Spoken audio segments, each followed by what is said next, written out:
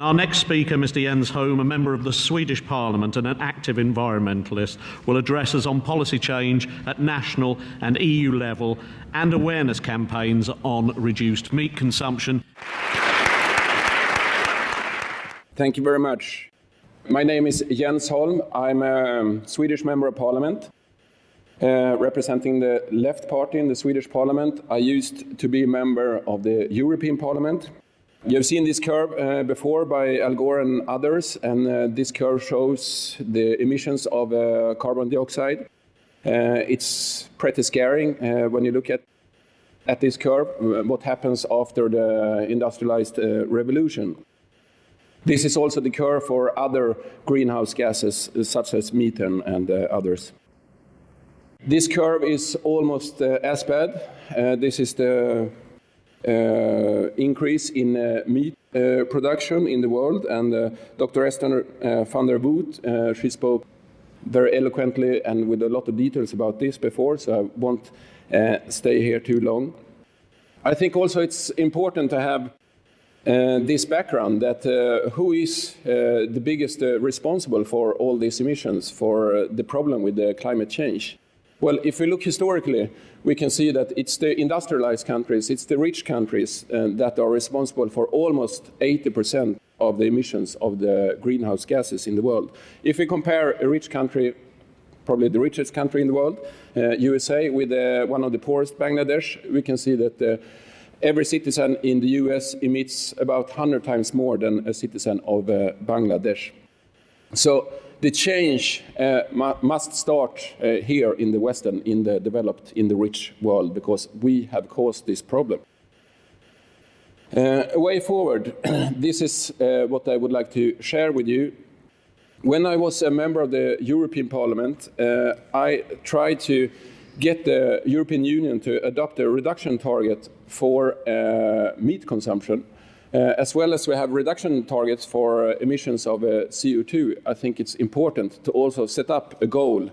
We would like to reduce meat consumption, and we would like to reach this goal by that year, etc. Unfortunately, I did not manage to do that, but what I managed to do was at least to get the European Parliament to acknowledge the importance of the livestock industry as a major contributor of huge emissions of greenhouse gases. And I think that is at least a start. If you don't acknowledge that the livestock industry is a huge problem for the environment and for the climate, well, then you don't have a possibility to solve the problem.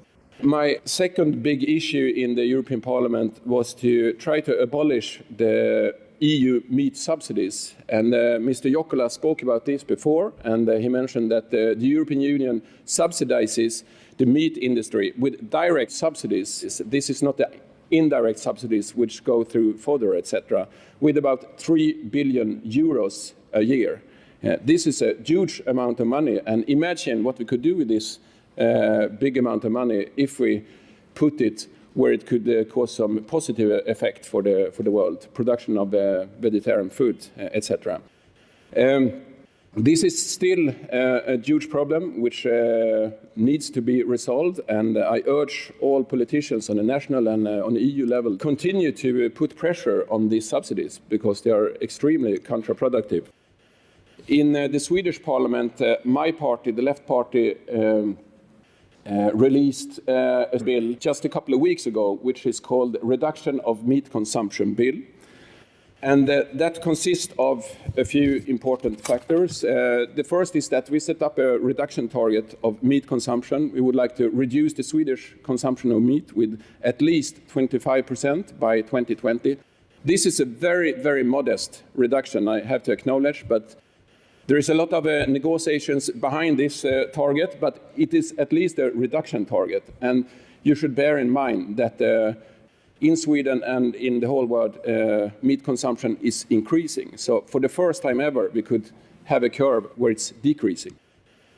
We need an action plan for reduced meat consumption.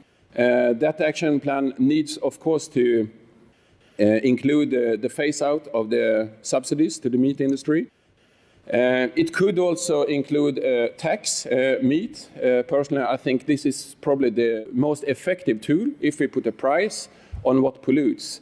Well, we do that in a lot of other aspects, but we don't do it with meat.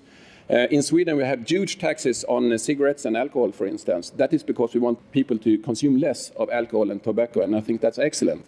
But why don't we do the same with meat? If we do that with meat, I think it's important to use the money we raise from this meat tax in order to subsidize, cut the VAT, for instance, on vegetables. So normal households, they should not be punished by such a tax. Vegetarian Mondays, it's coming along as a big thing in Sweden, and I'm very glad to hear that you do that in some places in the US, and I think it all started in Flanders, in northern Belgium.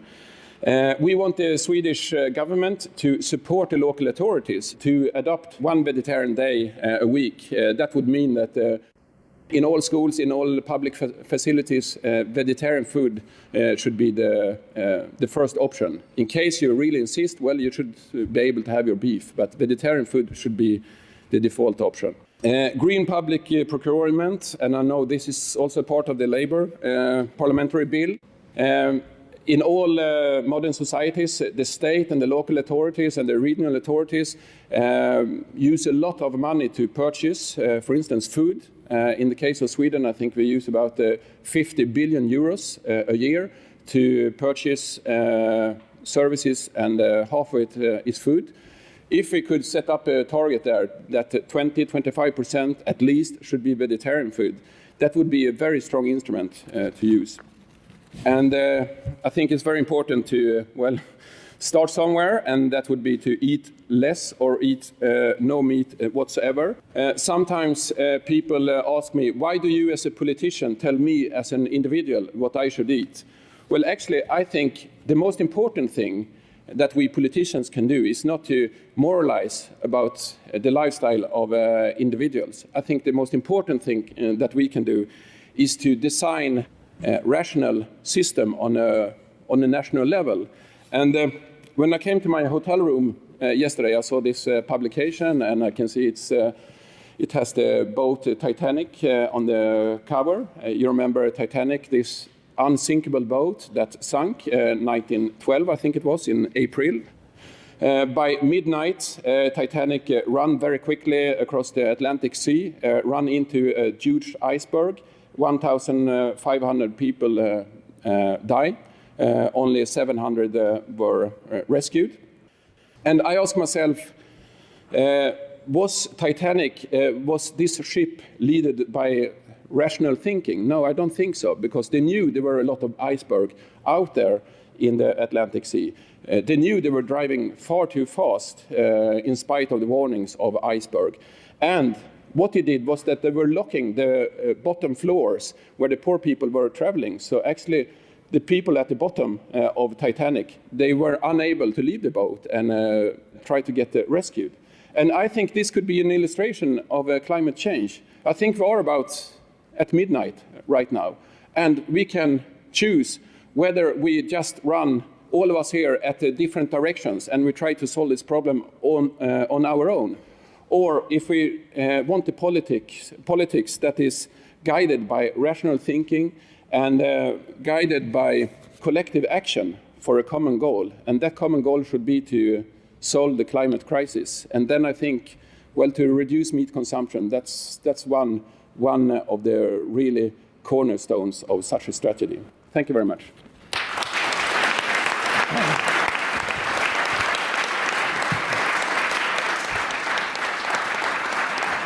So Jens has been a member of the European Parliament and also in Sweden, and now we have a Member of Parliament in the UK, Kerry McCarthy. She's the Shadow Minister for the Treasury, and she's going to speak about the health and environmental benefits of a plant-based diet. Put your hands together.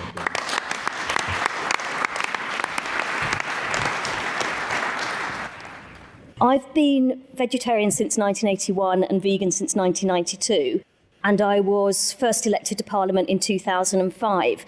I was lucky in that the the area I represent, I'm from a Bristol constituency, and Bristol is quite a vegan-friendly place. It has a Bristol Vegan Fair each year, which is the largest vegan fair in Europe. So in terms of my own constituents, there were as many people who thought it was great that I was vegan as people who would have objected to it. But the world of Westminster, wasn't perhaps quite ready for me to be launched upon them. So it took me a few years before I actually started raising the issue in Parliament. And in the end, after a few years of waiting for someone else to do it, I had a Westminster Hall debate on the impact of livestock, on the environmental impact of the livestock sector. I think I said in my opening remarks that I didn't think I was the person to do that because people would think that I was coming at it from this sort of ethical vegan perspective rather than coming at it from the hard facts. But by the time I got up and did this debate, you'd had the UN report Livestock's Long Shadow, which was an excellent piece of work. You'd had people like Raj Patel and his book Stuffed and Starved, which was lots of very hard empirical evidence that the livestock sector was having a major environmental impact. So in the debate, I raised all the issues that will have been mentioned today, will have been flagged up, the fact that it takes 8 kilograms of grain to produce 1 kilogram of beef, the amount of water consumption that is used in the livestock sector, deforestation, greenhouse gases, methane, and all those issues. I felt like when I did my debate in Parliament, which I think was about 2006 or 7, I felt like I'd waited a long time to do it because having been vegan for so long, I was aware of organisations like VegFam that had been campaigning away on the green aspects of veganism for a long time. But now it feels like I was sort of, in some ways, quite ahead of the curve, and now it's just beginning to reach public attention. I spent 2 years as Parliamentary Private Secretary to the Secretary of State for International Development, Douglas Alexander.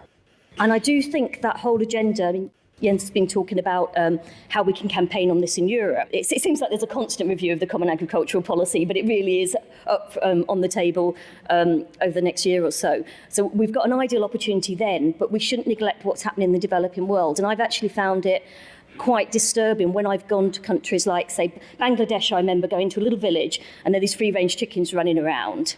And then we went down the road in our car and I saw sort of battery cages for the farmers. And they said, look how far we've come. We've gone from just having a few little chickens and now we've gone all modern and we're copying you and we've got all these hens in cages. And I think how we can sort of campaign on those issues and make sure that, while we're trying to fight the battle for adopting a more environmentally friendly diet in this country and across Europe, we need to be trying to take that argument to the developing world too. And issues like deforestation is absolutely massive. There are obviously issues to do with climate change and lack of water supply. And we've got to do it without damaging food security there. But I do think that the way forward is not to be trying to promote a Western-style consumption, Western-style livestock sector on those countries, and to try to make sure that as we bring our consumption down, as we move towards a more sustainable way of living, that we help them come to that level as well. Okay.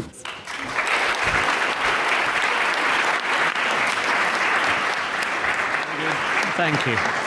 So earlier on today we heard about the rise and transfer of animal-borne diseases in factory farms to humans. Our next speaker, Tracy Worcester, will address other aspects of factory farms.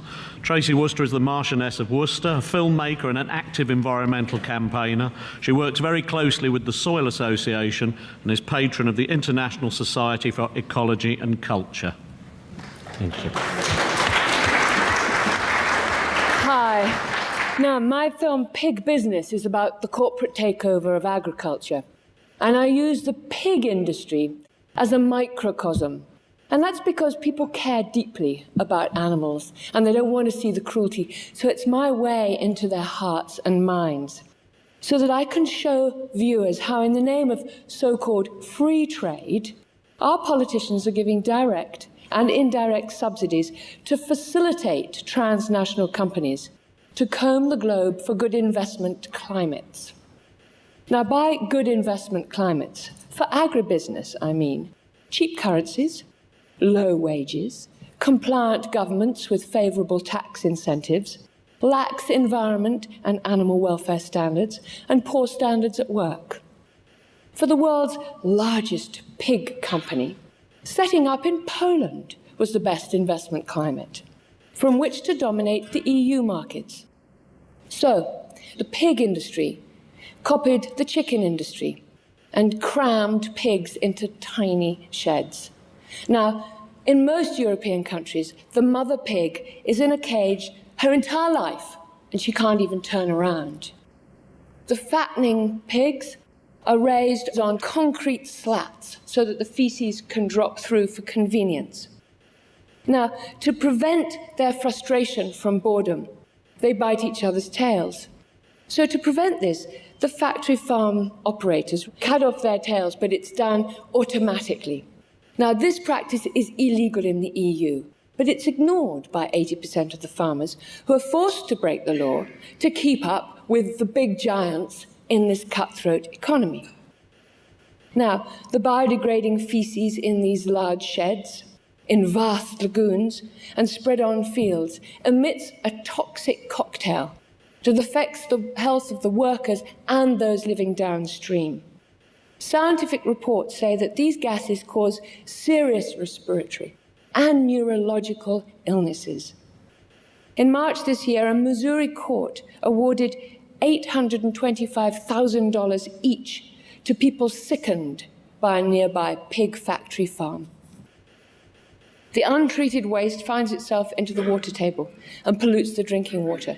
It then goes on to pollute the rivers and the sea, where it causes nutrient overload and massive fish kills. Now, in these cramped conditions, the animals are also extremely sick, not least because the baby pigs are weaned from their mothers at 3 weeks old when their immune system is not strong. They therefore have to be given antibiotics to keep them alive. Now, the bacteria mutates to become resistant to the antibiotics, thus creating superbugs. Now, these are released into the natural environment and to the neighboring people. The most terrifying monster bugs are E. coli, Salmonella, Campylobacter, and the pig strain of MRSA. In the Netherlands, 40% of the pigs and 50% of the farmers carry this pig strain of MRSA. And 30% of the MRSA in their hospitals is the pig strain. Now, our free trade laws stop us from saying, no, we don't want to import pork from countries that have the pig strain of MRSA. And worse than this, too, actually, is that this cheap pork coming into our countries has actually ensured that our farms have to get bigger, shoving more pigs into these farms, and therefore necessitating even more antibiotics. So we will be breeding our own pig strain of MRSA. So, to feed the pigs, we've already heard this, soya is imported from South America, thus depriving local people of land to feed themselves, depleting their water, denuding their forests, increasing CO2 emissions, and polluting the environment with pesticides. The land grab to grow soya to feed pigs has exacerbated the migration of landless people into city slums. Now destitute, they serve as perfect investment climates for big business to soak up cheap labour. So, pursuing continuous economic growth on a finite planet fuels volatility in food markets, with rising prices and food shortages. Unless regions become more self-sufficient in food, we will see more food riots, more famine. Now, the UK is a very small, very overpopulated island. So our politicians should take food out of the global free trade treaties, encourage regional production for regional consumption by protecting our farmers in a volatile economy. We need to support our grassroots of informed consumers who keep their money in the locality by supporting local farmers, by buying fresh produce from local small-scale shops and farmers' markets. They covered the extra costs by reducing meat consumption and moving to an organic-based plant diet. Now, my film is actually on YouTube, but you can also pick one up. So please take it to your work, share it to your friends, and spread the message. Thank you.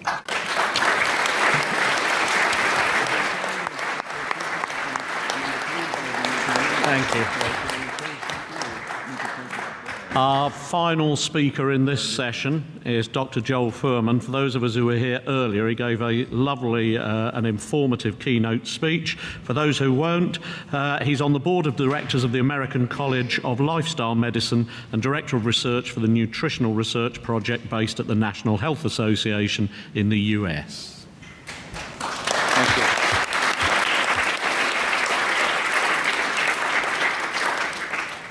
I just would like to give you a feel for the impact that nutritional excellence can have on lessening healthcare costs and reducing morbidity and mortality, and putting together an opportunity for people to have better health than was ever before available in human history. We have an opportunity here. We're at a precipice.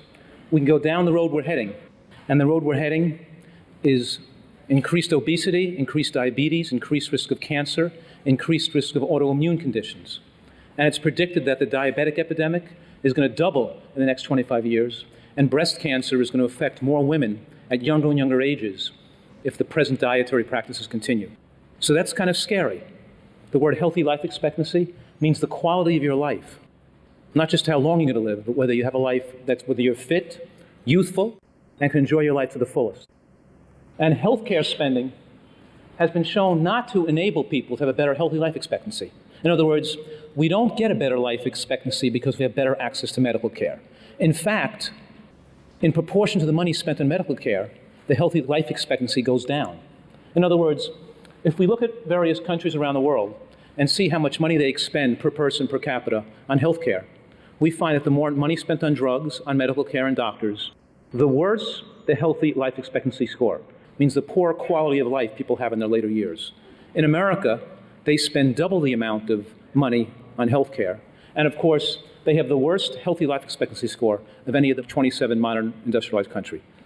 UK falls in the middle somewhere, of course, but they also have a relatively poor healthy life expectancy score. The numbers spent on medical care doesn't correlate very well, but within the United States, we can find that if we target areas within the US where the most money is available and the most money is spent on drugs, physicians, and medical care access, the healthy life expectancy score goes down in direct proportion. In other words, we're over-medicating ourselves, we're getting too much medical procedures, and in doing so, we're hurting ourselves. The answer, of course, is to target people that are the largest utilizers of healthcare costs and let them know they don't have to be sick, they don't have to suffer, and they don't have to die prematurely. They can reverse their disease and they can be well.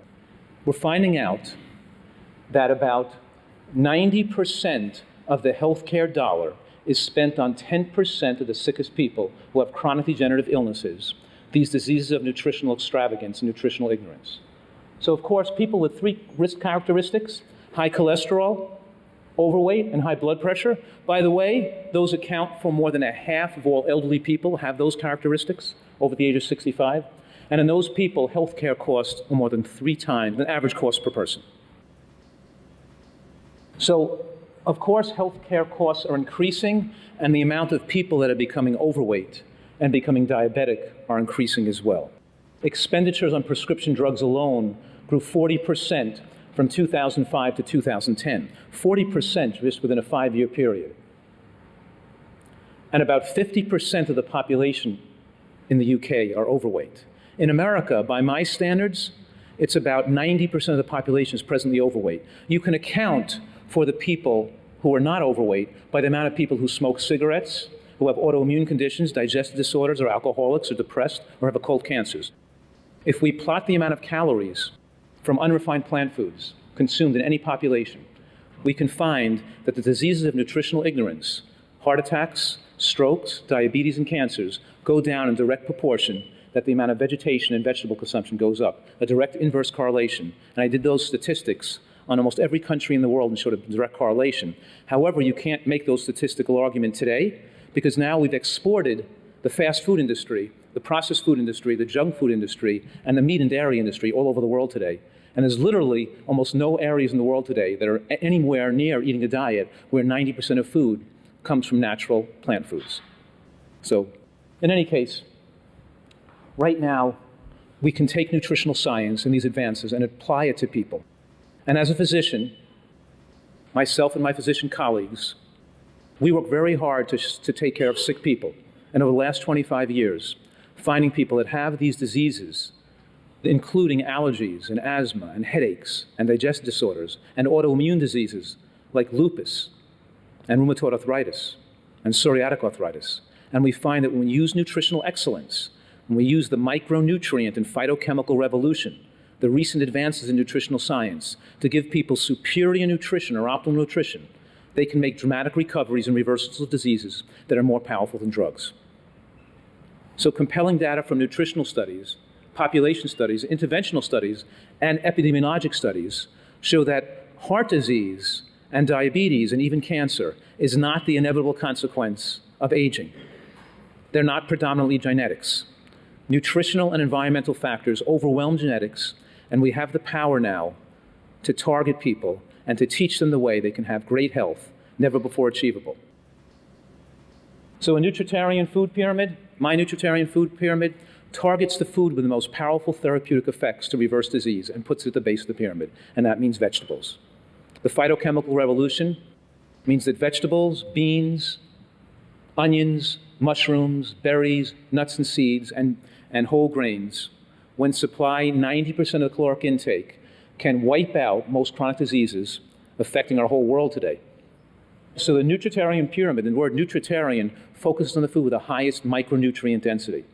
Micronutrients include vitamins, minerals, and phytochemicals.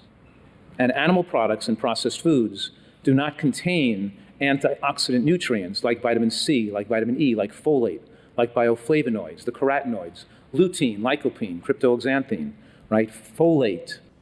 Lutein makes green vegetables green. Carotene makes them orange. Lycopene makes them red. We can check a person's blood level for lutein, and it gives us a good indication of how much green vegetables they're eating. And there's no other factors in the blood that determines the risk of longevity and freedom from disease as from a level of lutein in their bloodstream from how much green vegetables they eat. Green vegetables these are superfoods. Natural plant foods are the superfoods that arm our body, a miraculous, self-healing, right? Self-protecting, disease-fighting body. It arms it with the fuel it needs to protect itself. The human stomach only holds about 1 liter of food. When you're eating plant foods like beans and mushrooms and berries and nuts and carrots and vegetables made delicious ways, you can't fit that many calories in at one time. You can only fit about 400 calories in. It's impossible to become overweight eating natural plant foods. The only way you could have become obese, like half our population is today, right? 50% of the population in the UK is overweight now. Or the obese means more than 1/3 higher than average weight. In other words, more than 1.5 times normal body weight, you're obese. In America, about 35% of our population is obese already. You wouldn't have an obesity epidemic if people didn't have access to so much processed foods and animal products. Vegetables can't make a person obese. You can't fit that many calories into your stomach. You have to concentrate those calories with sugar, with oil, with animal products to fit thousands of calories in one meal. So if you lived on a desert island somewhere, right, and you had to eat natural foods that were from the ground or from nature, there couldn't be overweight people. When you eat a diet that's rich in micronutrients, when we focus on eating a healthy diet rich in natural plant foods, you naturally lose weight and you don't desire as much food because the micronutrients send signals neurologically up to the brain, reducing your appetite or desire to overeat. So I'm claiming here that micronutrient deficits fuel overeating behaviors. It makes people consume more calories. It makes them desire more calories. There are no antioxidants and phytochemicals in animal products and none in processed foods. So that's 90% of our intake of calories in the modern world is foods that do not contain sufficient micronutrient load. When we don't reach micronutrient adequacy, we feel sick, confused, and weak when we're not constantly putting excess calories in our mouth. And when people try to stop eating these dangerous, disease-causing junk foods, they feel ill as well. And they're forced to constantly eat food all the time and overeat just to keep their energy level up because they can't feel well because they're not adequately nourished with micronutrients. The secret to the obesity epidemic, to the disease epidemic, is to eat a diet rich in micronutrients. This study, done on a high micronutrient diet, showed the average person lost 53 pounds and nobody gained the weight back. They didn't yo-yo their weight. They lost their weight and they kept it off because it was a knowledge-based program.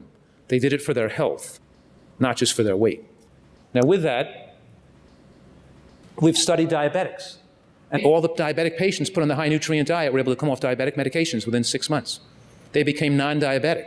Can you imagine if we applied this to the modern world, what it would do to the healthcare costs? When these people turn to a healthy diet, they don't just feel better, their moods lift. They feel better emotionally, they look younger, their skin looks better, they age slower, and they have a happier life. Nutrition, of course, is the secret to it's where the medical care of the future needs to go. It's the fountain of youth. When you follow a plant-based diet rich in micronutrients, with vegetables and beans and mushrooms and onions, which all have particular and specific ingredients which target the cell's repair mechanisms to increase DNA repair from broken crosslinks that could lead to cancer. These foods have healing properties to protect the body against the diseases that ravage modern society. The World Health Organization conference concluded that households should select predominantly plant-based diets rich in a variety of vegetables and fruits, pulses, beans, legumes, and minimally processed starchy staple foods. We have the answer. Now we have to apply it. Thank you.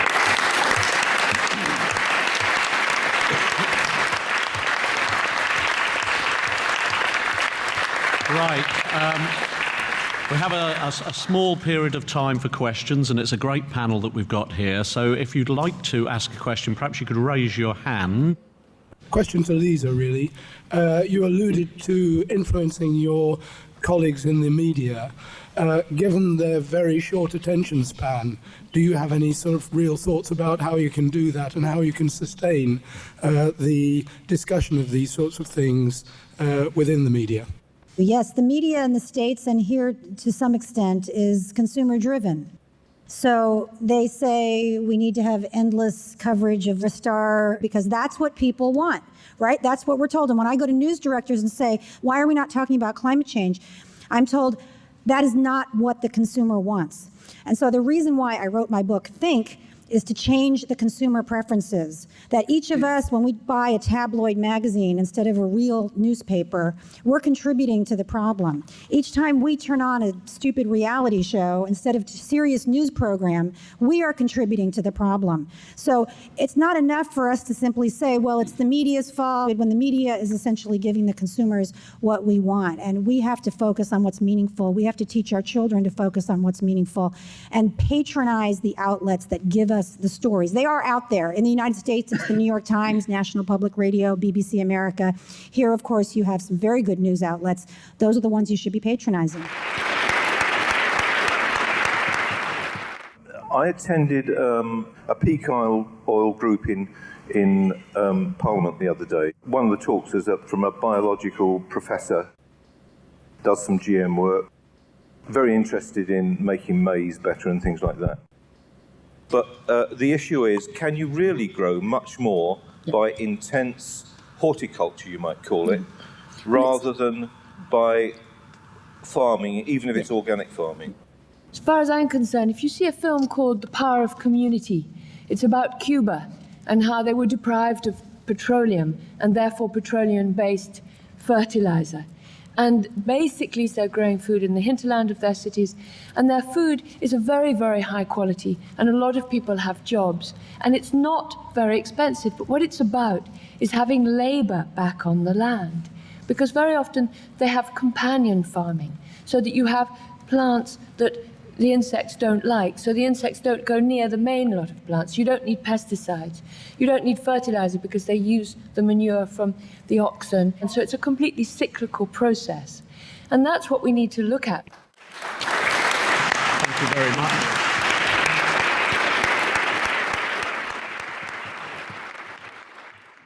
The challenge of change on a global level can be great, but the benefits do not only provide great motivation, but also to the answer to many of the crises facing us. Our next speaker, Dr. Patrick Brown, is a professor of biochemistry at the Stanford University School of Medicine in California, USA.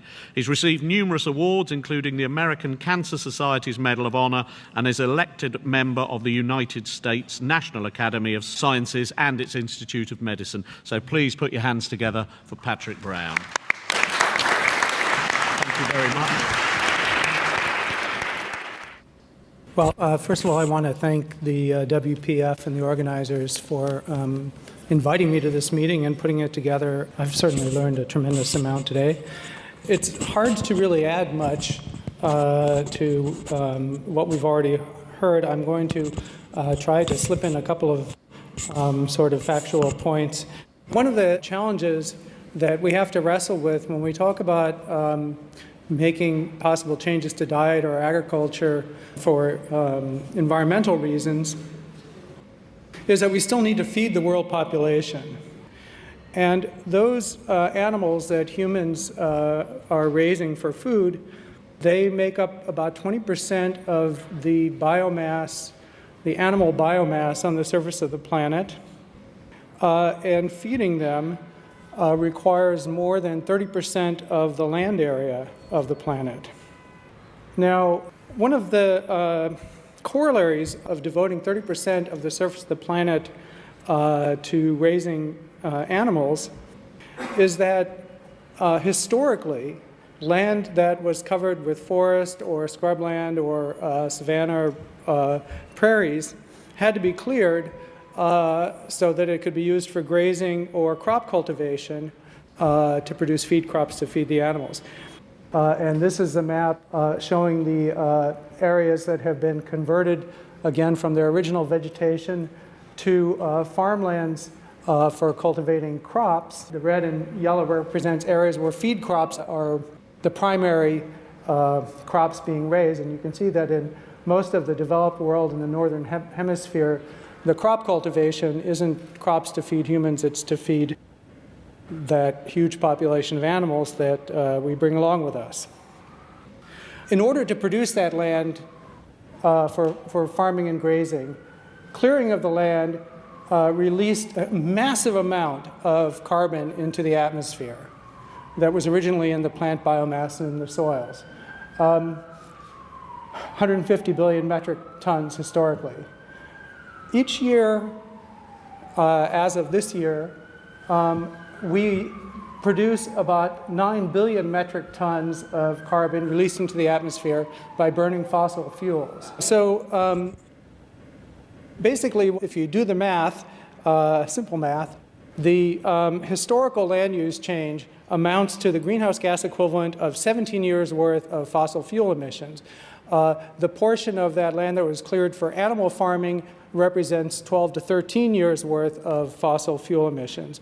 And the happy ending is that what this means is actually a point that wasn't really addressed when we talk about the need for rapidly doing something that will address greenhouse gases not over the next 100 years, but over the next decade or two.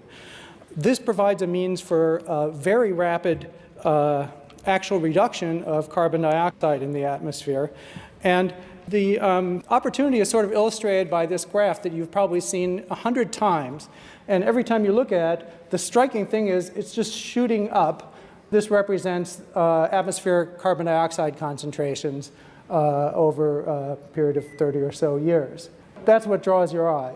But what I want to focus on is that it's not continuously going up. In fact, every year, during the spring and summer in the northern hemisphere, where there's the greatest amount of vegetation, the carbon dioxide levels in the atmosphere shoot down, actually very rapidly. Basically, that's because plants convert carbon dioxide into biomass, and we have, by clearing land for agriculture, there's a huge opportunity cost in terms of that activity. Any land that we allow to recover its normal vegetation will immediately be soaking up CO2 and converting it into biomass and soil carbon stores. Effectively, the problem here is that these periods where the CO2 is being pulled out of the air are more than matched by CO2 generated by burning fossil fuels. But if we could take advantage of this CO2 lowering ability by allowing more lands to convert CO2 into biomass, that would allow potentially a very rapid lowering of CO2 concentrations. And we have, effectively, you could say, if we took all the land that was currently used for animal farming and immediately just said, let it revert to its native cover, effectively we would get like 12 years worth of complete negating the carbon dioxide rises from fossil fuel burning. And of course, there's the methane story, which you already heard a lot about.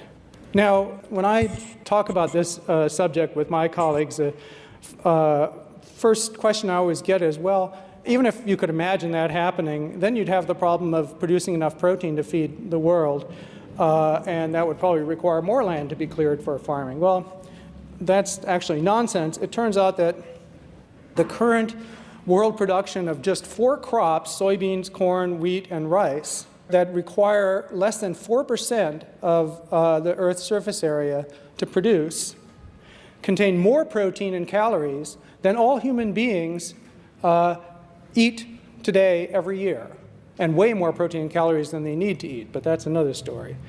So there's an interesting opportunity, replacing meat with plant-derived sources of proteins to the degree that you would reduce the land area required to feed the human population and allow recovery of biodiversity and carbon capture ability, reduce it by more than 80%. In other words, we'd recover about 25% of the total surface area of the planet we'd get back for whatever purposes we wanted to use it, carbon capture or solar energy or recreation or just leaving it alone and letting it grow. That's a lot of land.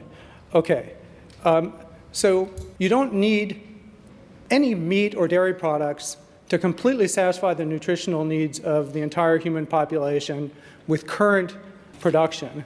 So this is just last year, the American Dietetic Association, which is sort of the scientific organization studies nutrition in the US, had a position paper that stated that vegetarian diets, including vegan diets, are healthful, nutritionally adequate, may provide health benefits, and that's true for every stage of the life cycle, including pregnancy, lactation, infancy, athletes, you name it, no problem. This is actually a wonderfully researched and written paper in Climate Change last year that modeled the economics of mitigating CO2 or other greenhouse gases to reach the target stabilization pathway that's more or less internationally agreed upon, even though no one's really doing anything about it. But the point that they make is that if you eliminated all animal foods from the diet, you would save 80% of the cost of stabilizing CO2 at the level that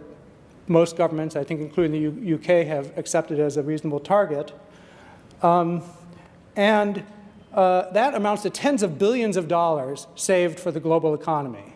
So you're actually talking about something that is a pocketbook issue for your constituents. Is it realistic? You already heard a reference to the kind of historical model of tobacco smoking.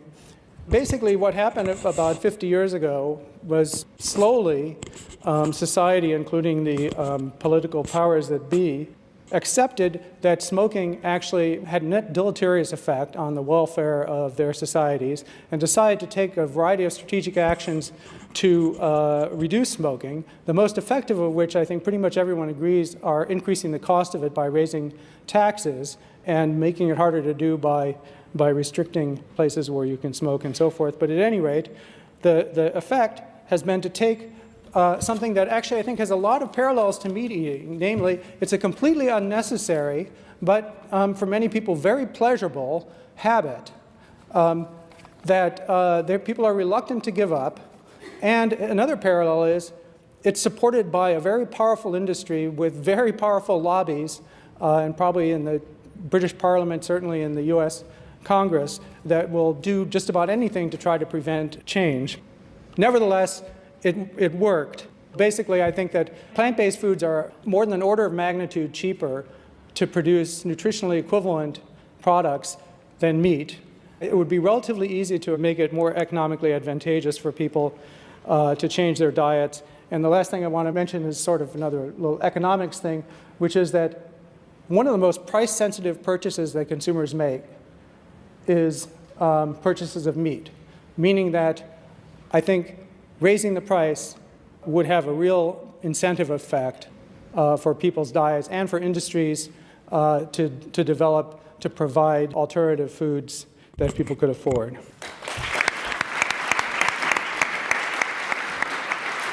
Our next speaker is Anthony Cleanthus, What are some of the practical steps we can take to bring about sustainable consumption, and how can governments and industry facilitate this?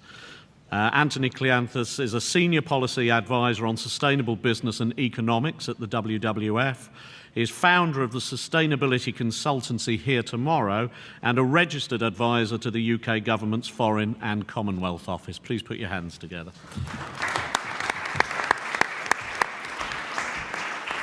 Thank you very much. Good afternoon. I know you've had a lot of data thrown at you today, a lot of information, and it's a very complex and very difficult issue fraught with dilemmas, I think, this whole question of eating less meat.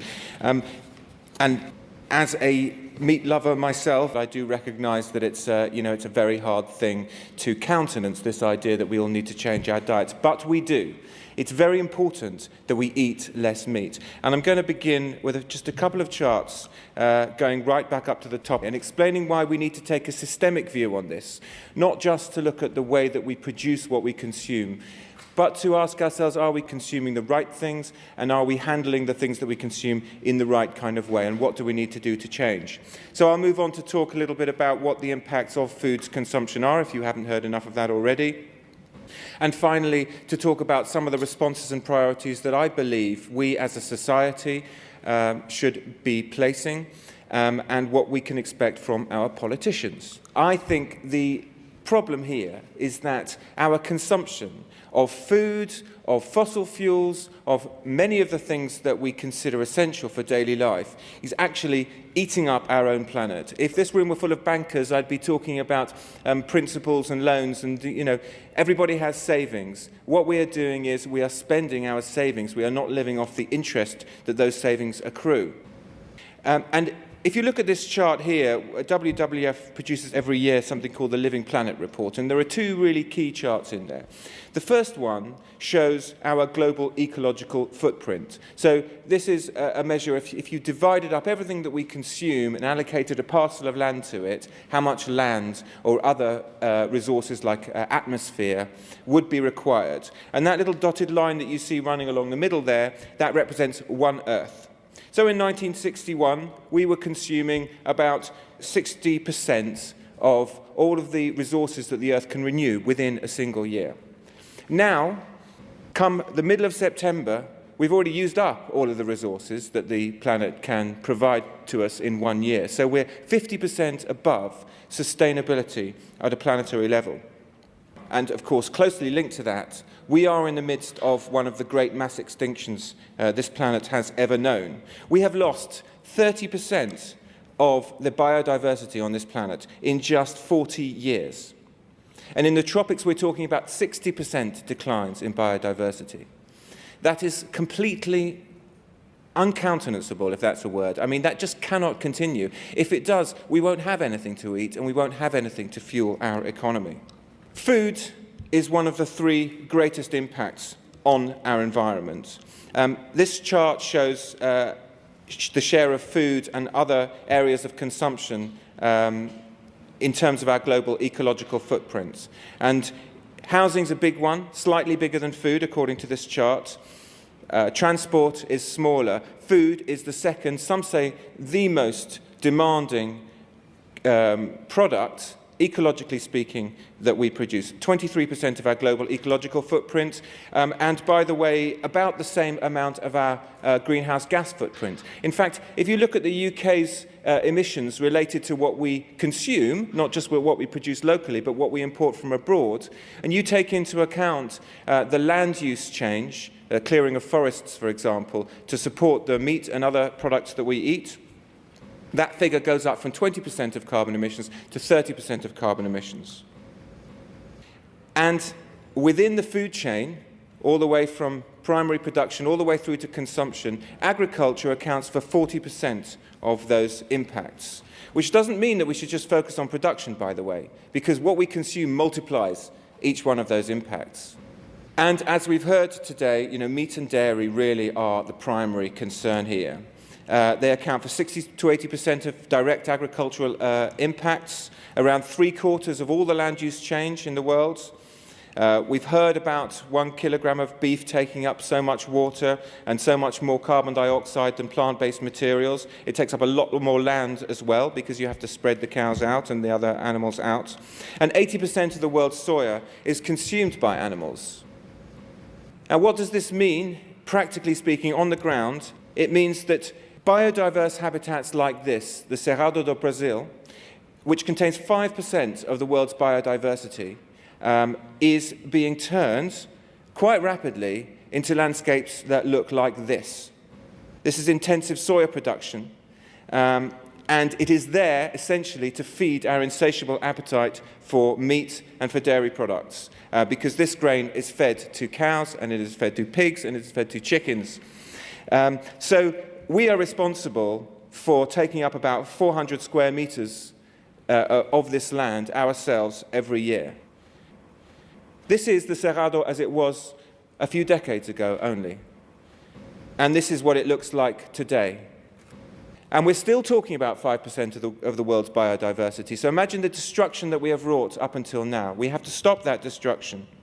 And we have to ask ourselves, are the diets that we aspire to and have become used to eating in rich industrialized nations like our own the way forward? This is a typical American family, what they consume within a week. It is absolutely loaded with processed foods and with meats.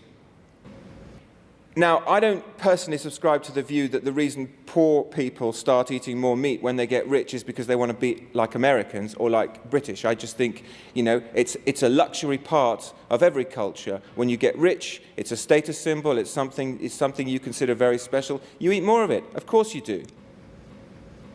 And as the world gets richer, as we grow our population to 9 billion people, and as average incomes set to rise, our impact is going to rise accordingly. If we do move towards these high meat diets like we have in the West, if the whole of the world does that, we're going to need more like 3 planets to support us, rather than the 1.5 or so that we're currently eating our way through. But if we are prepared to switch to diets more like they have in Malaysia, which is much lower in processed food, in meat and in dairy products, but is still a very healthy diet, we can get ourselves back down more like to 1 planet living. We did a study recently in association with the Food Climate Research Network that actually ran scenarios looking at the different solutions, efficient use of energy, changing the way that we consume, changing production methods, changing the way we generate electricity. And we asked, to what extent could each of these scenarios lead us towards 70% reductions in carbon emissions by 2050, which is what we believe are required? And the fact is you can't lose any of them, really. You've got to do all of them. And consumption, which at the moment really is an unmentionable word across the Atlantic, if not quite so much here, we've got to start thinking about it. So where should we focus our priorities? Well, obviously, we have to eliminate waste. I mean, we waste around 40% of the food that we produce at the moment. That is ridiculous.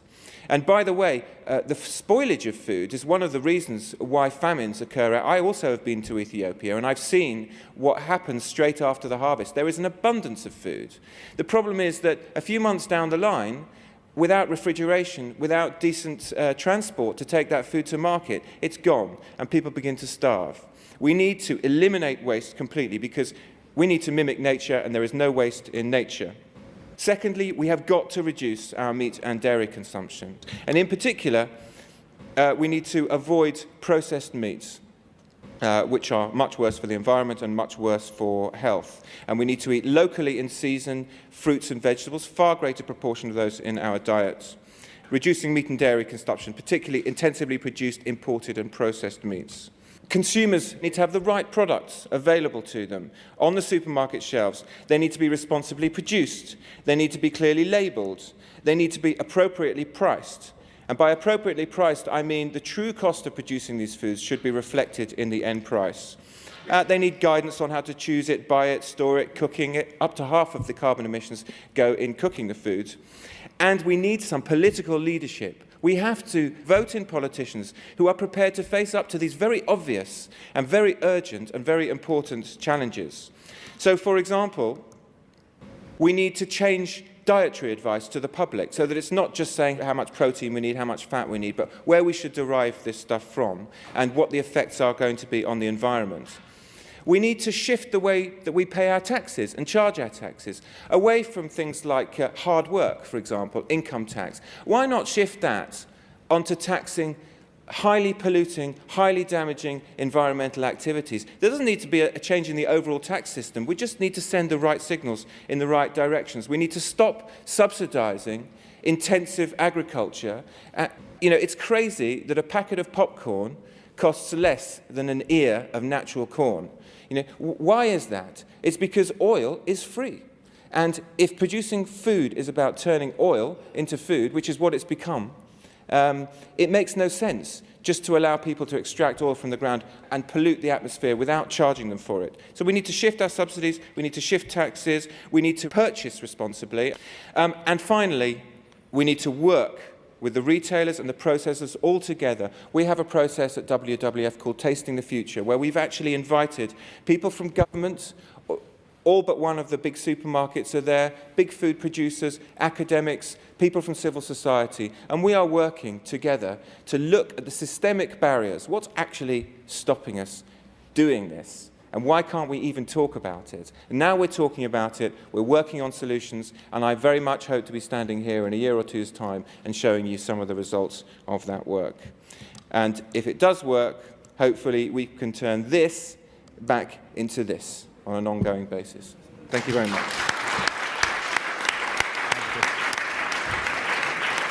Our penultimate speaker is Pat Thomas. One of the best-known initiatives for reducing our emissions footprint through reduced meat consumption is Meat-Free Mondays. Pat Thomas is Meat-Free Monday's scientific advisor, former editor of The Ecologist. Thank you.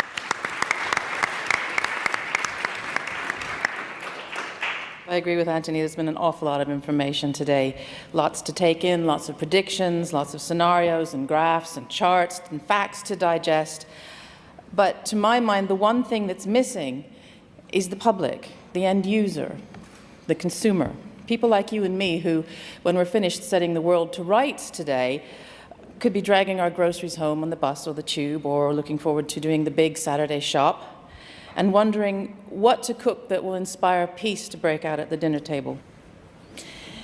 And that need for peace at the dinner table becomes increasingly tricky when you start saying to people, you know what, you need to eat a whole lot less of your favorite food from now on.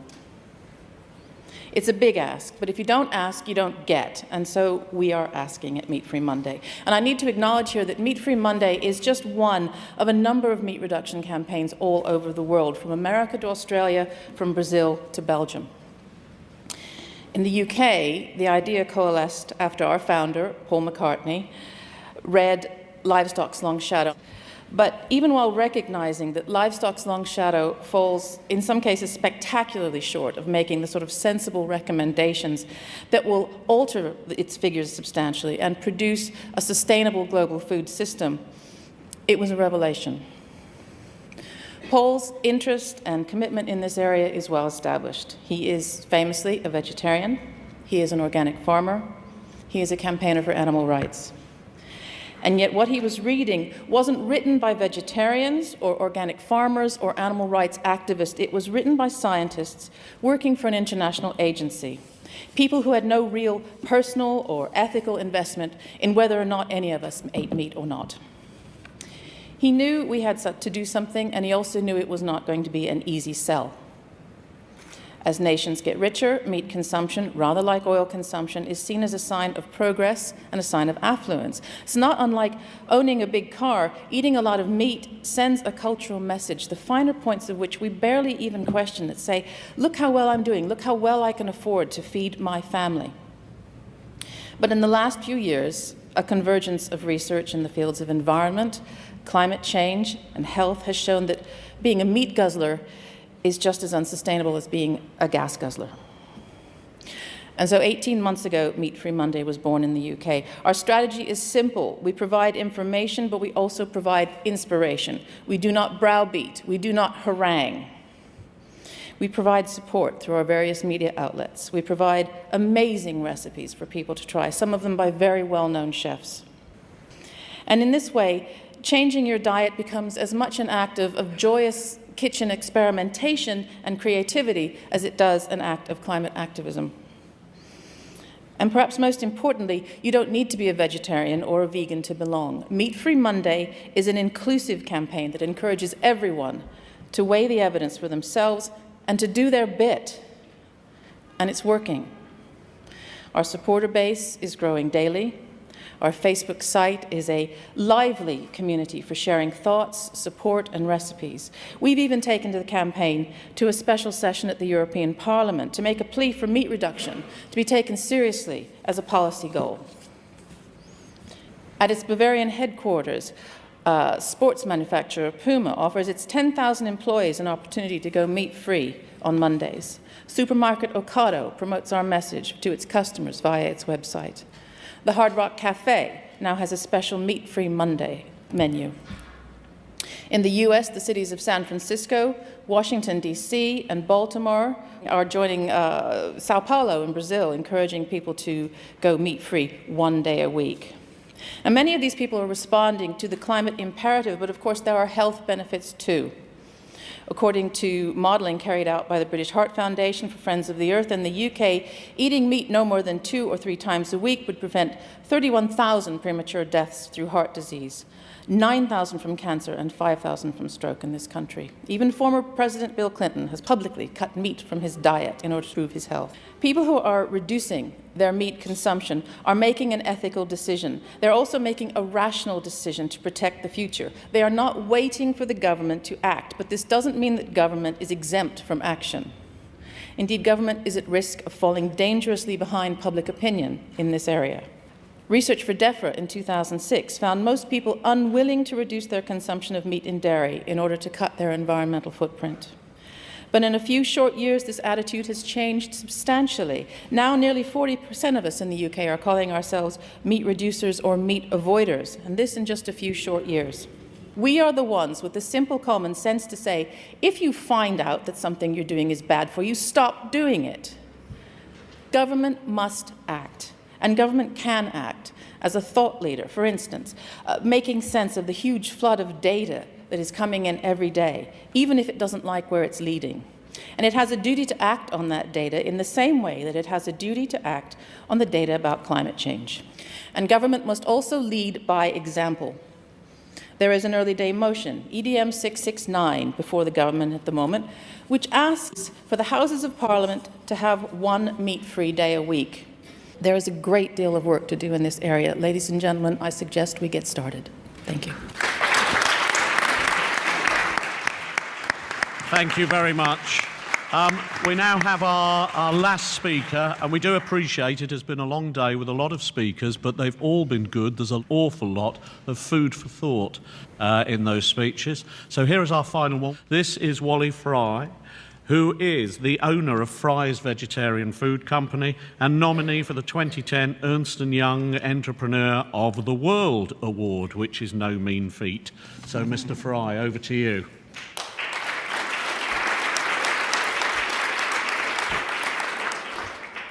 Thank you. Good afternoon, everybody. I come to you from a slightly different point of view. We've heard a lot of very, very expert information being delivered to us today. Today, it's more about a personal story that I've been asked to speak about. And maybe by delivering that story, some industrialists or some people may derive inspiration also to embark on a similar route. So this story takes place over some 24 years. And way back then, my wife and I had an awakening of the intellect, and we could see these graphs and figures already 24 years ago, and we decided to do something about it. So my name, as I've already said, is Wally Fry. I'm the CEO and the co-founder of Fry's Vegetarian. We're a manufacturer of vegan frozen meat analogues or alternatives, if you like to call them that. 21 years ago, my wife, Debbie, and I, she's sitting in the audience over here, quit the construction industry by closing our rather successful construction company and starting a quest to develop meat alternatives with a view to supplying friends and organizations aligned with our burning desire to curb mass slaughter and factory farming for the very reasons we've seen today, being the basis of much harm to the environment. We were, I believe, divinely inspired to that extent that without any formal education or experience in food formulation, we were able to develop a small range of absolutely unique products, quite amazingly delicious and very sought after by all who ever tried them. From our construction office, we strived to make 7 kilograms of products a day for friends and family. Today, 22 years down the passage of time, we will strive to produce 7,000 tons of our food products, exported to some 17 countries in the world. These products, by the way, are sold both in mainstream and in smaller organic type shops. Now, this directly relates to the saving of hundreds of thousands, no, possibly millions of factory farmed animals from slaughter. And I guess this small measure of success qualified me to speak on the subject of why and how I believe industry can successfully change to accommodate the ethos of environmental compassion. Now, from those humble beginnings where Debbie, my partner and my rock, and my wife, and I ran that factory single-handed, weighing ingredients, operating machines, packing products and freezing them, washing up the small factory, and even loading of refrigerated transport. The passion for the moral cause was so strong, and the love for what we were doing so huge, that great financial and physical hardships were overcome. Today, the whole family, all of whom are vegetarians, by the way, are involved passionately following the same cause. We now employ some 350 staff members, all lovingly producing 15 product lines, which are approved by the vegetarian and vegan societies of the United Kingdom. They're approved kosher parev, which means it contains no milk and no meat. They're approved halal. They're approved Suddha, which is an approval by the Hindu Association, meaning pure, containing no flesh. And not only is it approved by all of the above, but it is produced from 100% GM-free crops. We make absolutely sure of this. It contains no added preservatives or artificial colorants. And all of this takes place in our world-class, energy-efficient factory, where our management systems and facility are certified ISO 22000, which is a worldwide recognized food safety endorsement. As a matter of interest, we've just heard about Meat-Free Mondays. Fry's Vegetarian are now the initiators and the drivers and the sole funders of the Meat-Free Monday campaign in Southern Africa. It's doing very well, by the way. It's gaining momentum like wildfire. We have heard much of the facts and figures and scientific studies and dedicated work from our esteemed and learned speakers. It would thus be improper for me, an ordinary person like me, to suggest ways and means with factual analysis, both economic and environmental, for modern-day industrialists by way of advice. But what is interesting, though, is that the financial credit crunch can be so closely aligned with the pending environmental credit crunch, that industrialists and businesses alike would do well to note that, according to reliable sources, and we've had some of it a moment ago, we are currently in debt to the planet to the extent that we need about 1.4 Earths to fund our activities, and have crossed our credit boundaries with biodiversity loss, ocean acidification, and freshwater use and land system changes. We've already crossed those boundaries. The time has therefore come for industrialists across the spectrum, not only in food production, to make changes. I'm acknowledging, though, that food production is of major concern. Now, the intellect is part of our humanness that differentiates us from animals and trees. An intellectual is not an academic, by the way.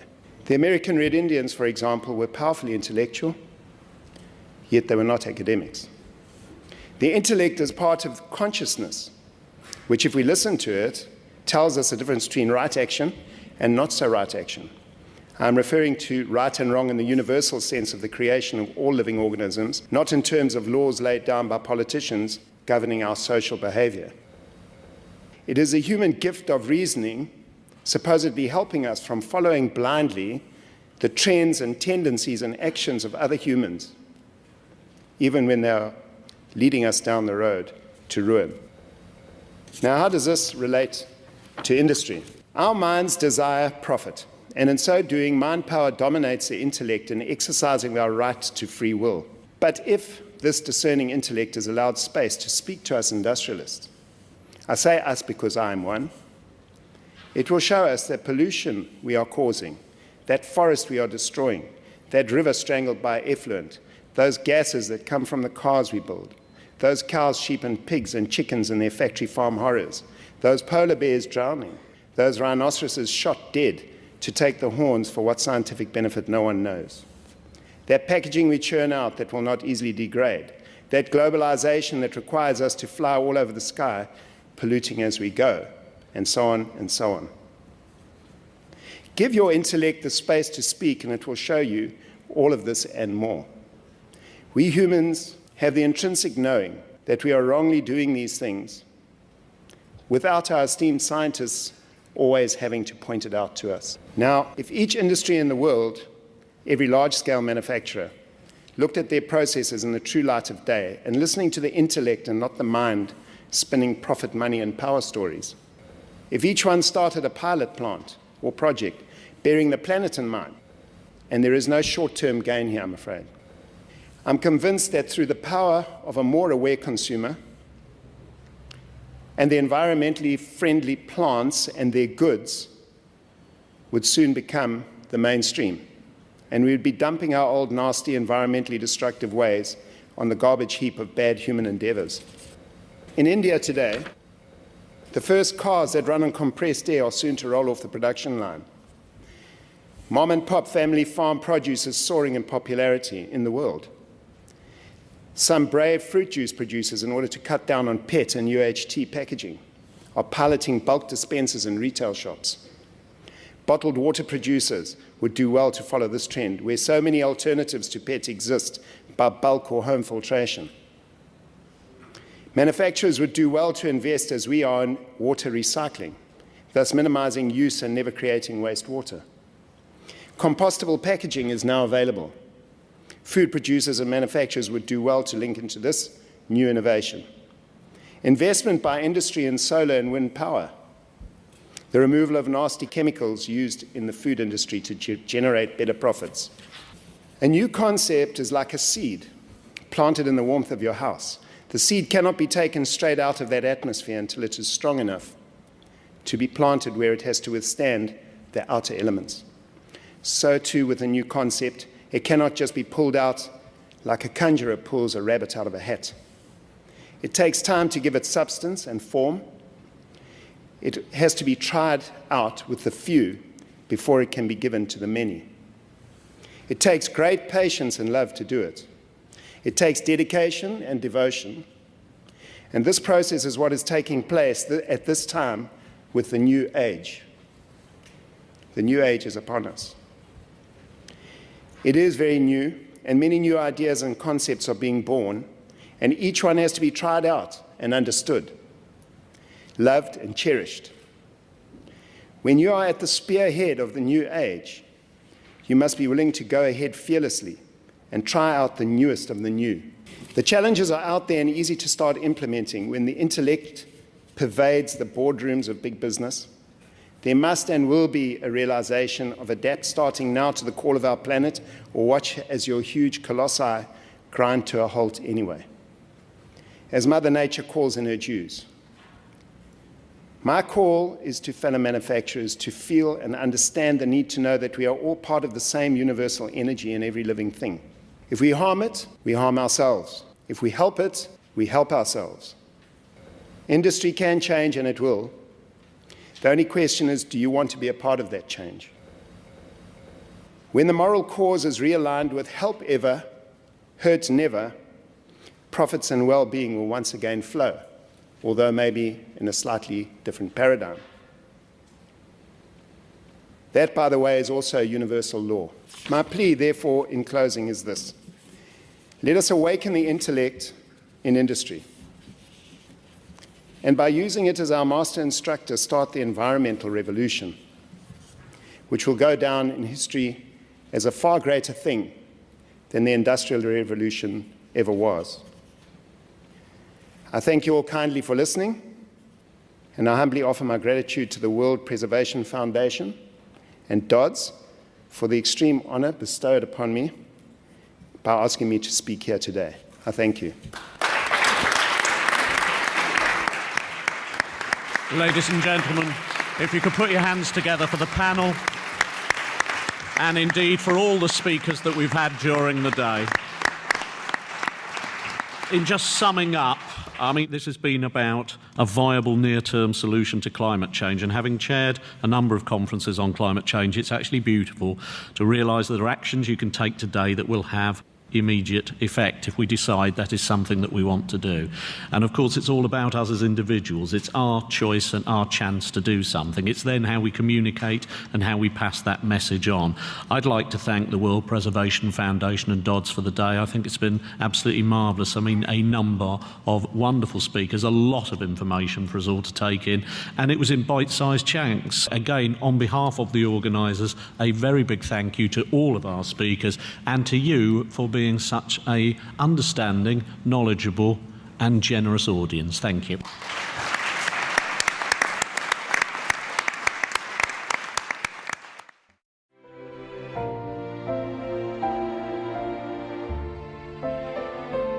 After a memorable visit to the beautiful woodland in Cwmynach, Wales, which is protected by the Woodland Trust, UK's leading woodland conservation charity, Hugh Jenkins was impressed and wanted to know more about Supreme Master Ching Hai's £100,000 contribution to the preservation of one of Wales' natural wonderlands.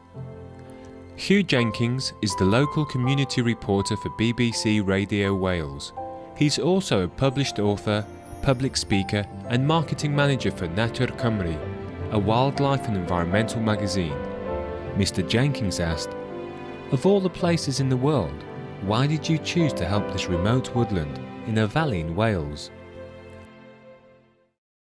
Okay, so if you ask why, then why we have Darfur, why Katrina, why we plant trees in Vietnam, why in Mongolia, why we give water in Kenya, why many others.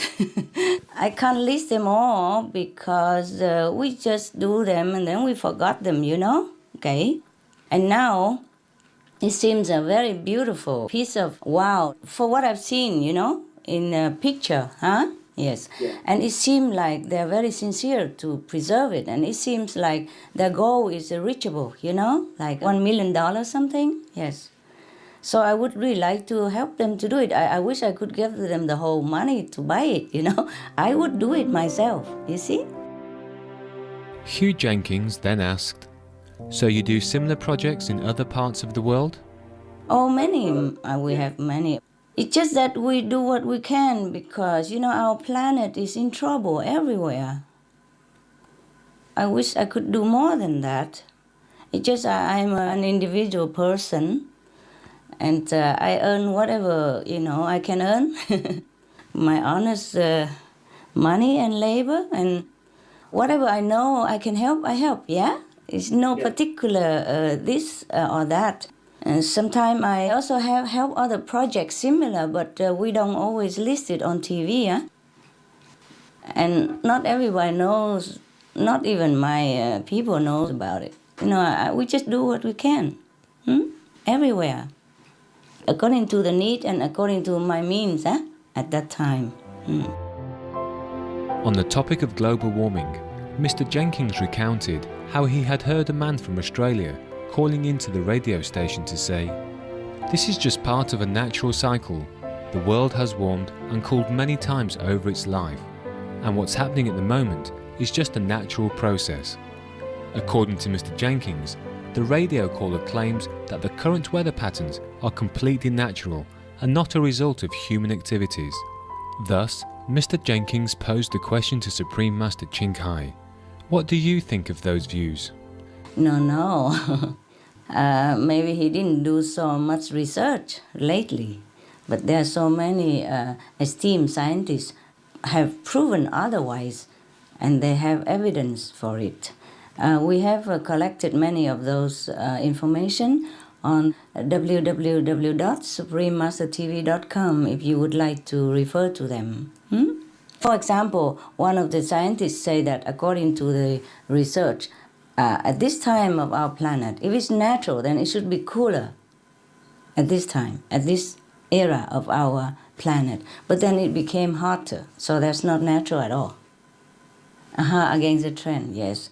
And many of the measurements and many of the proven research and experiments have told us that animal raising is producing methane, which is heating up our planet 72 times more than CO2.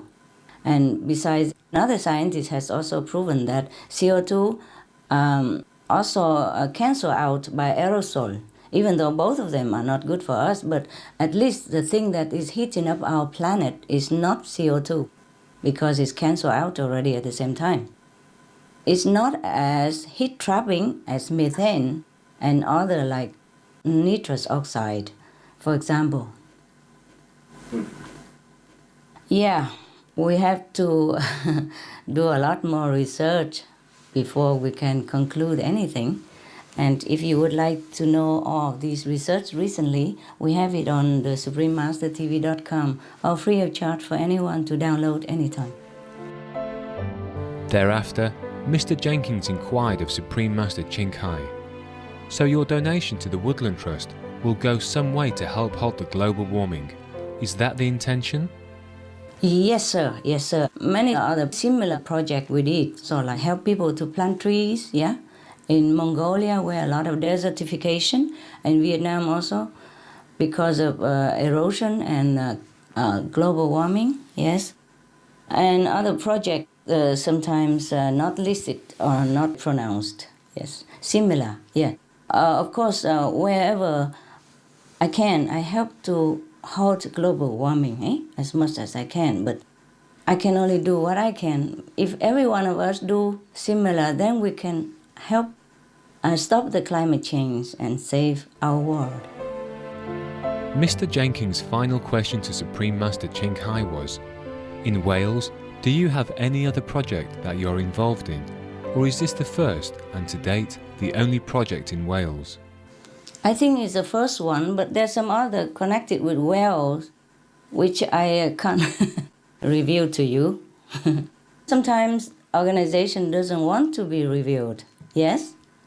When we donate or we help somebody, we doesn't really want to have our names or to be broadcast on the air. It's just an embarrassing thing. It's just that because of our urgent situation right now, I sometimes sacrifice my principle to let it be aired so that other people might know that, okay, we can do something, you know? Maybe they want to do what I do, to help that particular organization or the other particular organization or some of the disaster victims, etc., etc. You know, you have to do by example. That's what I thought.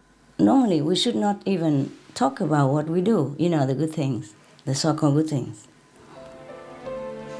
As the interview came to a conclusion, Mr. Jenkins inquired, "Master Ching Hai, is there anything else you would like to contribute or to say at this stage?"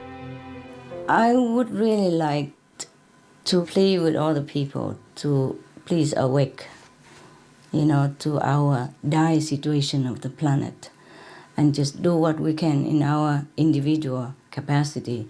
And the easiest and fastest thing we can do is just to become vegan so that we don't have to raise more animals to feed them and to take care of them. And then because they emit a lot of methane into the air, and that warm our planet. And 55 plus billions, you know, murder every year. It's not the way we should keep going, especially if we want to save our planet. All that land wasted, forest, burned. Water used for animal raising make our world become depleted in many different ways. In water, in food, yes, air, quality, and now it's eating up our planet. All the evidence point to that direction, that if we stop animal raising, our planet will cool down.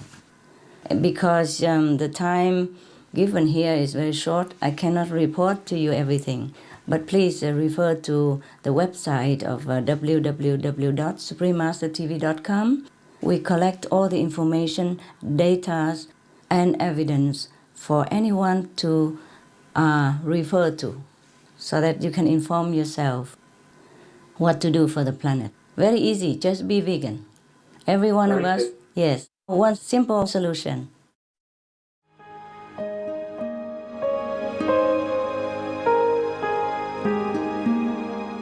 Vegetarianism in religion. The Baha'i Faith.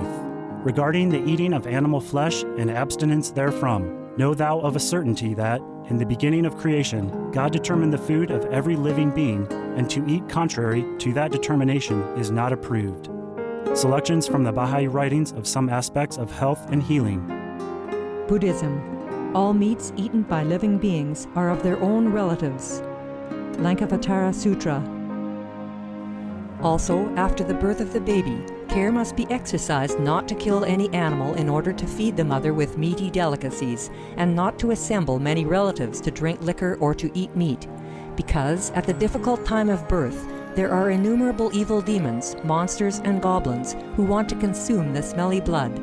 By ignorantly and adversely resorting to the killing of animals for consumption, they bring down curses upon themselves, which are detrimental to both the mother and the baby. Ksitigarbha Sutra. Be careful during the days immediately after someone's death, not killing or destroying, or creating evil karma by worshipping or offering sacrifice to demons and deities, because such killing and slaughtering committed, or such worship performed, or such sacrifice offered, would not have even an iota of force to benefit the dead, but would entwine even more sinful karma into previous karma, making it even deeper and more serious. Thus, delay his rebirth to a good state. Karma means retribution. Ksitigarbha Sutra. Gaudai. The most important thing is to stop killing, because animals also have souls and understand like humans. If we kill and eat them, then we owe them a blood debt. Teachings of the Saints. Christianity. Meats for the belly, and the belly for meats, but God shall destroy both it and them. Holy Bible.